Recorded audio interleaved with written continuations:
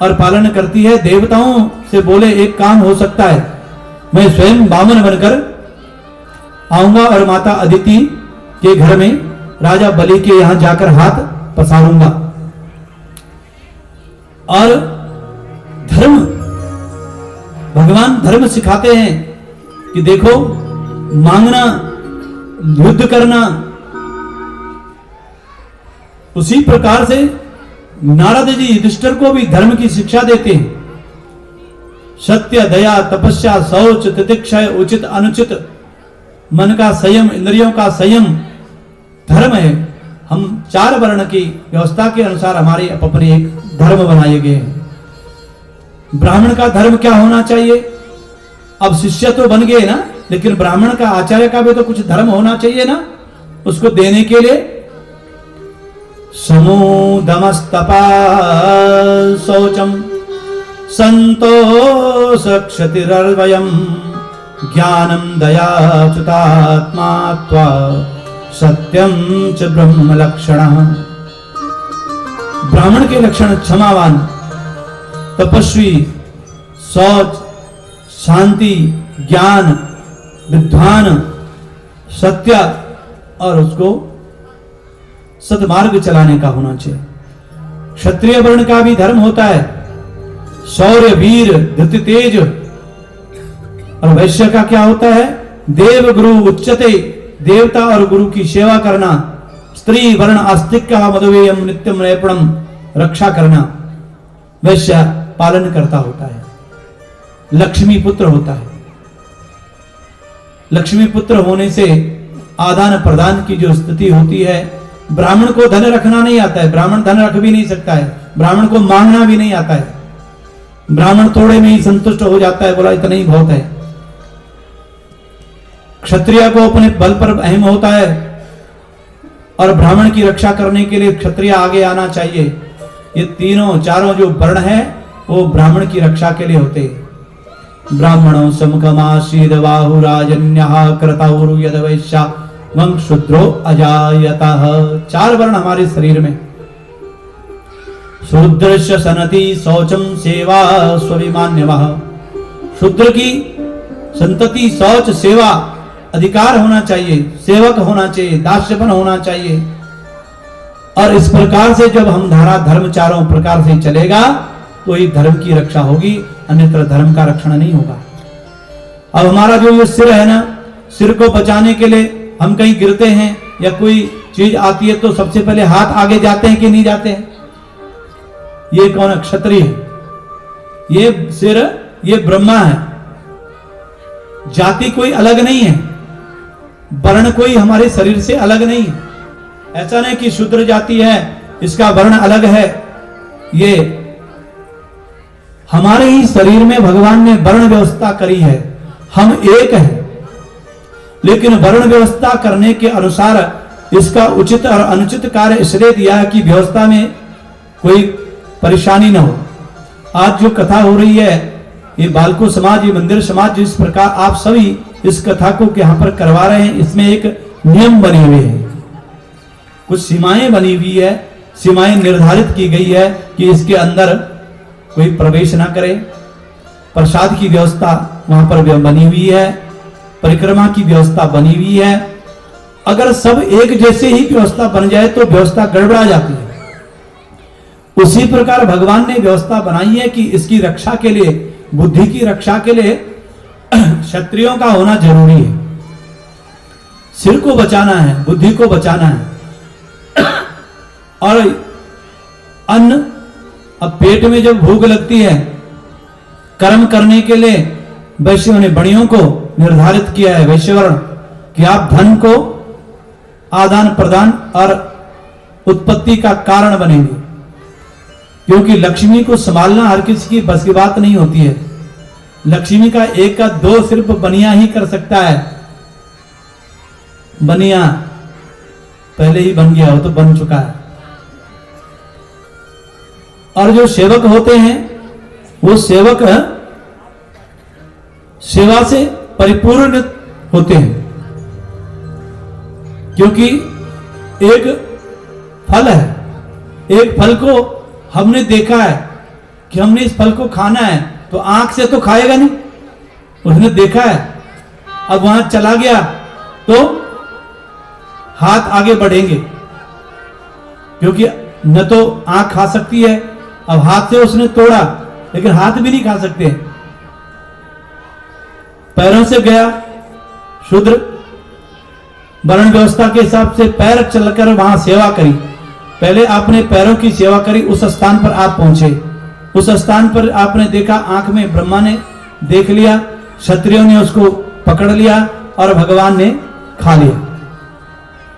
ब्राह्मणों से मुखमासी, ब्रह्मा भगवान ब्राह्मण के मुख में है।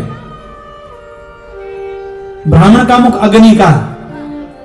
ब्राह्मण समस्त संसार को भी पचा सकता है, समस्त दक्षिणा को भी पचा सकता है, सारे तीर्थ, सारे व्रत, सारे नियम, आप समस्त भूमंडल को दान करने की शक्ति और उसको स्मरण और पचाने की शक्ति तो एक ब्राह्मण पर ही है, बाकी कोई पचा नहीं सकता है।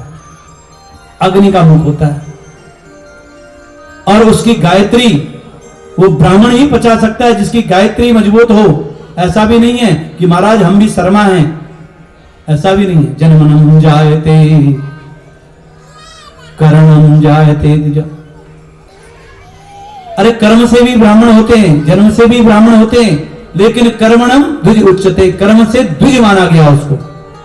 गायत्री करने वाला, धर्म को चलाने वाला वो ब्राह्मण होता है।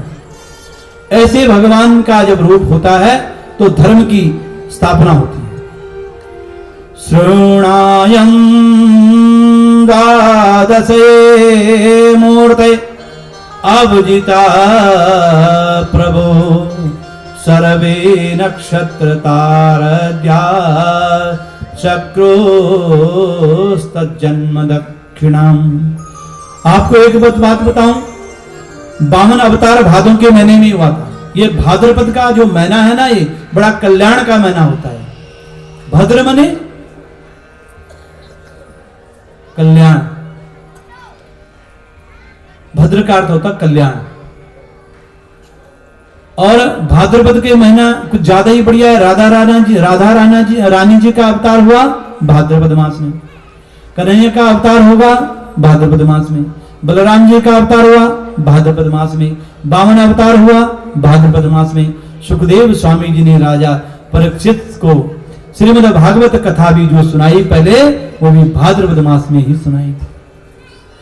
भादों के महीने में शुक्ल पक्ष की द्वादशी के दिन ठीक 12 बजे भगवान श्री नारायण देवताओं की सिद्धि के लिए प्रकट हुए। बोलिए वामन भगवान की।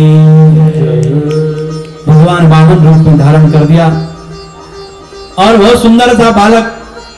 न ब्रज में हमारे ब्रज की माताएं कहती है ना, ये बहन देखो ये सही कितना सुंदर बटवा जैसे मुंह लाग रहे, इतना सुंदर। भगवान वामन की झांकी देवताओं से मिलकर वामन भगवान को स्वागत किया। और आज माता अदिति ने भगवान को कौपीन पहनाई। बृहस्पति जी ने आकर के वामन प्रभु को जनेऊ धारण कराया। दिशाओं के स्वामी जगतपति ने छत्र समर्पित किया और भगवान को कमंडल समर्पित कर दिया। सप्त ऋषियों ने भगवान को कुशा आसन दे दिया और खड़ाऊ चरणों में समर्पित करके भगवती उमा देवी ने भिक्षा पात्र दे दिया, भिक्षा भर दी। बालकृष्ण प्रभु वामन रूप में प्रकट हुए और देवताओं ने बहुत विधिवत पूजन किया और उनको कमंडलों में जो भिक्षा मिली सो जैसे गुरु को समर्पित करने आए। ब्राह्मण के बालक जब यज्ञोपवीत संस्कार करते हैं ना, या कोई भी यज्ञोपवीत संस्कार तो सब जातियों में है, लेकिन जब हमारे यज्ञोपवीत संस्कार होते हैं तो गुरु के द्वारा यज्ञोपवीत संस्कार, मुंडन संस्कार, कर्ण भेदन संस्कार, विद्याधन संस्कार करने चाहिए। और जो बोलते हैं जाओ भिक्षावृत्ति करके ले आओ, और जो भिक्षावृत्ति जब ब्रह्मचारी होता है वो भिक्षा में जो मिलता है वो गुरु को दिया जाता है। आज वामन भगवान ने कहा गुरुजी क्या आदेश है? बोलो जाओ और राजा बलि से भिक्षा लेकर के आओ। बोलो ठीक है चलते हैं। और सीधे ही वामन प्रभु राजा बलि के दरबार में जाते हैं। राजा बलि के यहाँ यज्ञ हो रहा होता है, शुक्राचार्य यज्ञ करवाते हैं और जैसे बलि देखते हैं भगवान को स्वागत करते हैं, स्वागतम ते नमस्तुभ्यं ब्राह्मणं किं करवामहे ब्रह्मर्षिणी तपा साक्षां मन्ये तर्य बपुर्ध्रमा। आपका बहुत स्वागत है। भगवान वामन का रूप देखकर गदगद हो गए। मैं कितना भाग्यवान हूं। अध्योगणी में स्वतो यथा विधि द्विजात्मका चरणाम्बजे जने हतं सवे वीर्यं च भूर्यो तथा पुनीता ततुभि पदस्ते। मेरा यज्ञ सफल हो गया। आप मेरे यज्ञ में आए और वामन प्रभु के चरण में बलि ने प्रणाम किया। वामन भगवान ने सोचा किसी से कुछ लेना होता है तो थोड़ा दिखाना पड़ता है ना। वामन भगवान ने ऐसे माला ले ली और अपना जाप करने लगे। हम बोला ज्यादा बोलेंगे तो समझ जाएगा, इसलिए अब राजा बलि ने देखा कि अरे बहुत पक्का ब्राह्मण है, माला हर वक्त रहा है, साथ में रखता है और जाप कर रहा है, बोलता कम है। मौन खड़े हो गए और भी आस्था बढ़ गई। और आस्था बढ़ते बढ़ते शुक्राचार्य को इशारा किया, गुरुजी ब्रह्मचारी बोलते क्यों नहीं है? शुक्राचार्य ने बोला, अरे कोई साधारण ब्रह्मचारी थोड़ी है, कोई ऐसे वेदांती थोड़ी है, अरे साक्षात ब्राह्मण ऐसा तपस्वी है, मनस्वी है। देखो अभी भजनानंद चल रहा है, जाप चल रहा है, कंठस्थ जाप चल रहा है, ऐसे ब्राह्मण हर जगह थोड़ी दिखते हैं। पता नहीं आपको क्या दूं। ऐसे मन में विचार आ गया है बलि का। दान देने वाले के मन में भाव जग जाता है। गां कांचनम गुणवाद धाम मृष्टम तथन्नपे मृतवा विप्र कन्याम ग्रामान समुदस्तुरंगान गजात बम्रथस्तारहतम संप्रक्षति। हे देवता, आपको क्या दूं?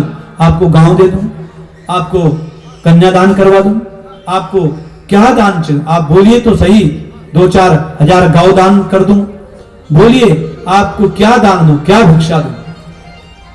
बलि बोले, जो प्रभु मुझे ही बोला, मैं बलि महाराज के आया हूं दान लेने के लिए। भगवान ने मन में सोचा, बड़ा प्रसन्न हो रहा है बलि। इतनी बातें सुनकर भगवान ने माला पूरी करी और करा, बलि आपके प्रबाबा हिरण्यकशिपु बड़े दानी थे, आपके बाबा प्रहलाद भी बड़े दानी, आपके पिता विरोचन भी बहुत बड़े दानी थे, और आप यदि मुझे दान की बात करते हो तो कोई आश्चर्य की बात नहीं है। लेकिन संकोच की बात तो यह है कि तुम्हारी इस इच्छा को पूर्ण नहीं कर सकते। गांव भी नहीं चाहिए, शादी भी नहीं करनी। भगवान बोले, मैं महान त्यागी हूं, मुझे शादी वादी कुछ नहीं करनी है, मैं तपस्वी हूं। बस बलि ने कहा, आपको कुछ तो लेना होगा, मेरे यहाँ यज्ञ हो रहा है, मैं यज्ञ में कुछ भी देना चाहता हूं। भगवान ने बोला, मैं लेके क्या करूंगा? तो बोला, विवाह कर लेते हैं आपका। बामन कहने लगे, महाराज विवाह तो कर लेंगे, पर जब पत्नी होगी तो घर भी तो चाहिए, कहां रखूंगा उसको? बोला, घर भी बना के दे देंगे। बोला, फिर घर जब बनाएंगे तो परिवार में 2-4 बच्चे भी होने चाहिए। बोला, महाराज वो तो आपको ही करने पड़ेंगे, लेकिन हो जाएंगे, जब ग्रस्त जमेगा तो बच्चे भी हो जाएंगे। तो बोला, 2-4 बच्चों में से 1-2 मर भी जाएंगे, तो जब मरेंगे तो रोना भी पड़ेगा। तो बोला, वो भी आपको रोना पड़ेगा, उसको मैं थोड़ी रोऊंगा। तो बोला, बामन कह रहे, जब मुझे मरने के बच्चे मरेंगे, इतना ग्रस्त जमाऊंगा और फिर मुझे रोना ही पड़ेगा, तो मैं शादी क्यों करूं भाई? क्या मतलब है मुझे विवाह करने का? इसलिए मुझे ना विवाह करना है ना कुछ करना है। बोला, महाराज कुछ तो चाहिए, कुछ तो मांगो, मैं तो आपको दान देना चाहता हूं। बामन प्रभु ने कहा, वाह। बोले, आप हमारे विद्यालय में रहेंगे, आपके बच्चे हमारे विद्यालय में पढ़ेंगे। बलि बोले, मुझे क्या मालूम? तस्मात् महिष सद्वृणोहम वृणेहम वरदर्शभात पदानि तृणदेतेन्द्र समितानि पदा मम। हमें केवल 3 पग धरती चाहिए, बस और कुछ नहीं चाहिए। अरे बोला बामन होकर के मांगना भी नहीं आता है। अरे मांगता राजा बलि क्या नहीं दे सकता है? मेरे पास वैभव है, संपत्ति है, ऐश्वर्य है। मैं चाहता, तुम चाहते तो बहुत कुछ मांग सकते थे, लेकिन बामन का बामन रह गया। शुक्राचार्य करें ये बामन नहीं, ये 53 54 55 है। अभी तुझे पता नहीं चलेगा, ये बामन नहीं है, ये 54 है, ये 53 है। अग्रिम बुद्धि बढ़िया और मध्यम बुद्धि जाट, तर्क बुद्धि टुकड़े और वामन चौपट पाठ। अभी आप छोटे ही हो, मांगना भी नहीं आता है। भगवान ने मन में कहा तुम 3 पैर पूरे कर देना बड़े त्रिलोकीनाथ। भगवान ने कहा हमने तुम्हें बहुत कथा सुना दी, 5 गांव लोगे, कल 50 की इच्छा होगी, इसलिए मेरे कामनाएं का संयम लिए 3 पैर से 1.25 नहीं लूंगा और 1.25 से 1.25 नहीं लूंगा तो 3 ही लूंगा। बलि बोले लो कर लो बात। अरे 3 पग भी धरती मांगते तो मेरे पैर से मांगते ना। आपके तो छोटे छोटे पांव, बामन के इतने छोटे से पांव में क्या धरती मांगोगे आप? भगवान बोले न 2.25 लेंगे, न 3.25 लेंगे, 2 नहीं तो हम जाते हैं। अरे बोला चलो ले लो, आपको दे दिया। तो बोला ऐसे नहीं लेंगे, हम संकल्प करके लेंगे। हाँ, बिना संकल्प के नहीं लेंगे। और यदि संकल्प कर लिया, क्योंकि संकल्प जो है ना रजिस्ट्रेशन होता है। हाँ, संकल्प जो है रजिस्ट्रेशन करते ना जजमान से, संकल्प लो तो जजमान बन जाता है। संकल्प लेते हैं, संकल्प लेना पड़ेगा। और जब तक हाथ में तुम जल नहीं लोगे, अब आपको पता है ना, जब भी हम संकल्प करते हैं हाथ में जल लेते हैं। ये जल क्यों लेते हैं बताइए? क्योंकि भगवान नारायण ही तो विष्णु है, जल ही तो विष्णु है, इसलिए विष्णु को ही साक्षी मानते हैं विष्णु। और जब मरण अवस्था में भी हम संकल्प लेते हैं तो भी जल, और मरने से पहले भी जल, और मरने के बाद भी जल। यानी विष्णु मोक्ष भी है और विष्णु अधिकारी जीवित भी है। अधिकारी विष्णु का ही है। विष्णु और नमः 3 बार। परमात्मने पुरुषाण पुरुषोत्तमय विष्णुरागे आद्य प्राणोदित प्राणहि सरस्वैदवारः कल्पे अष्टाविंशतिमे कलियुगे जामुनिवे भारतखंडे भारतवर्षे काशी पुष्कर प्रयाग आदि नाना तीर्थांतर्गते मम यजमान अहम संकल्पम करिष्यमाणः। बोलो कहते हैं ब्राह्मण संकल्प करो, मैं संकल्प करता हूं। राजा बलि यजमान यदि संकल्प कर दे और संकल्प में यदि कह दिया कि हाँ हम संकल्प करते हैं, तो संकल्प से विकल्प हो जाएगा तो जमेगी नहीं बात। ब्राह्मण रूपाय वामनाय इमं त्रणिपदानि पृथ्वी अहं संप्रदद्यते। अब शुक्राचार्य जी समझ गए, ये भागवत में नहीं विष्णु पुराण में है। शुक्राचार्य जी समझ गए कि ये कोई साधारण वामन नहीं है, वामन नहीं, ये 54 53 55 56 है। और राजा बलि को बोलते हैं संकल्प मत कर रुक जा, ऐसे ही बोल दे। बोले महाराज, बोला नहीं। वामन बोले नहीं, हम बिना संकल्प के नहीं लेंगे, पहले संकल्प लो।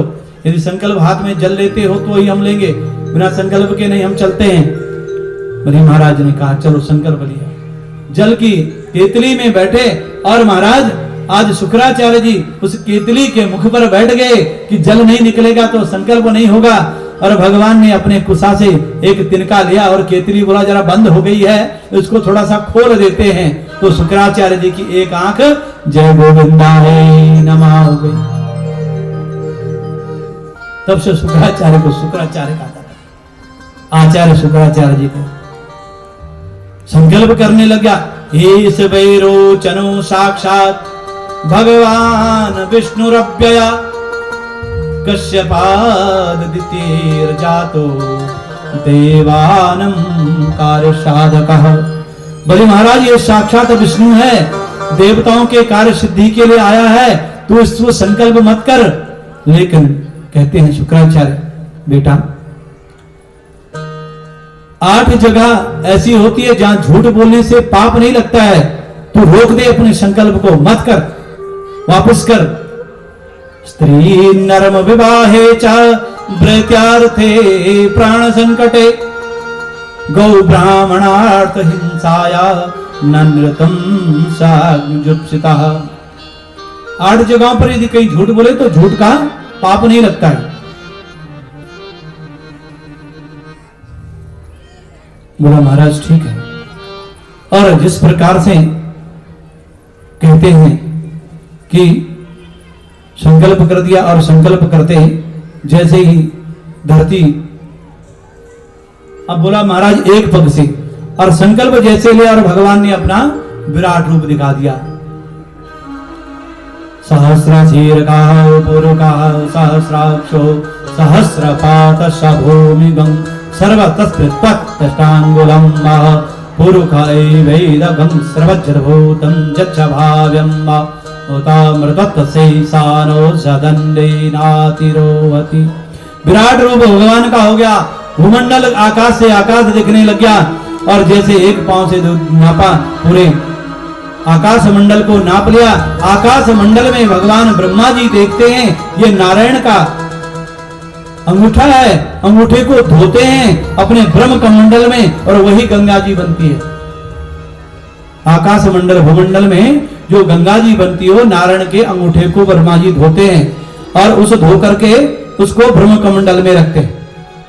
उससे गंगा जी की उत्पत्ति है। नमो ब्रह्मण्य देवाय गौ ब्राह्मण हिताय च। भगवान वही मंत्र की उत्पत्ति तब हुई थी जब ब्रह्मा ने स्वयं जगद्धिताय कृष्णाय गोविंदाय नमो नमः। बलि ने कहा गुरुवर मेरे दोनों हाथ में तो लड्डू हैं, यदि भगवान है तभी भी मेरा उद्धार है, और यदि नहीं है तो मेरा दान देने का कोई मंतव्य ऐसा नहीं है, हम दान तो देंगे। वामन बोले तुम क्या वार्ता कर रहे हो। विराट भगवान के दर्शन हुए, एक पग में भूमंडल नाप लिया, दूसरे पग में पृथ्वी लोक नाप लिया। बोला तीसरा पग कहां रखें।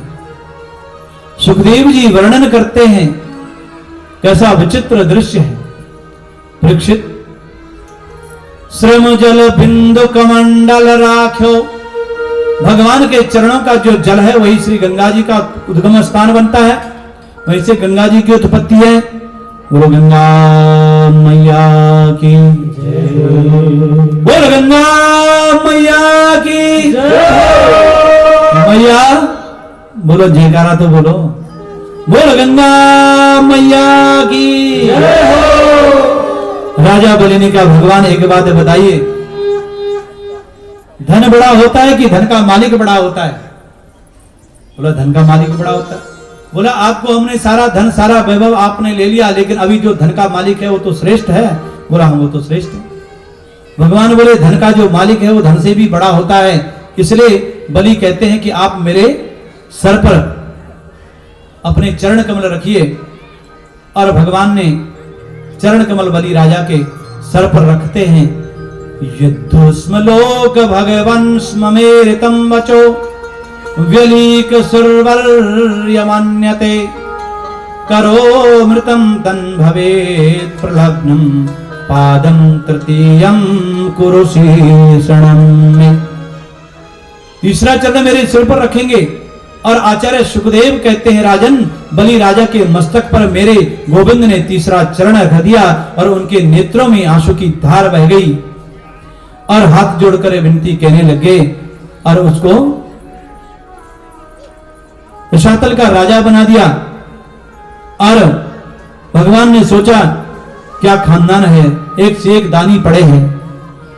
मेरे पौत्र बलि अपने त्रिलोकी राजा को बनाया, आप देते हैं लेते बड़ी कृपा है, इसलिए सुतल लोक का राजा बना दिया। और एक बोला क्या चाहिए। बोला महाराज मुझे कुछ नहीं चाहिए, मैं जब भी अपने महल से बाहर जाऊं बस आपके दर्शन में पाऊं, मुझे इतना चाहिए। भगवान ने बोला चपरासी बनाना चाहते हो हा? अरे भाई तुम कब बाहर निकलते हो कब अंदर आते हो मुझे क्या पता, तो मुझे तो चपरासी की रहना पड़ेगा ना तुम्हारे दरवाजे के आगे। बड़े चालाक हो तुम। तो भगवान एक रूप में तो वैकुंठ में चले गए, लेकिन वामन रूप में आज भी सुतल लोक में राजा बलि के महल पर दरवाजे पर खड़े रहते। तुम नित्य द्वार मेरा दर्शन करेंगे, मेरा आशीर्वाद है। और वामन रूप में भगवान आज राजा बलि के घर में विराजमान। राजा सत्यव्रत की आकांक्षा पूर्ण हुई और इस प्रकार से भिक्षावृत्ति का एक सुंदर भजन हमारे सत्संगी आपसे बोलेंगे, भजन करेंगे। उसके बाद सत्संग के माध्यम से